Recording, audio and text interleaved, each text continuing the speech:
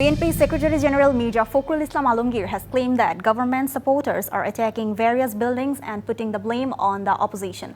He said this at a press briefing at the chairperson's office in Gulshan this morning. The BNP Secretary General came to the media at Gulshan office on Sunday with two members of the standing committee to explain the party's position on the ongoing political situation. Meanwhile, BNP supported the program of anti-discrimination student movement. He said that the students' movement cannot be suppressed by attacking and firing. The BNP Secretary General also called upon the party's leaders and workers at all levels to join the ongoing movement.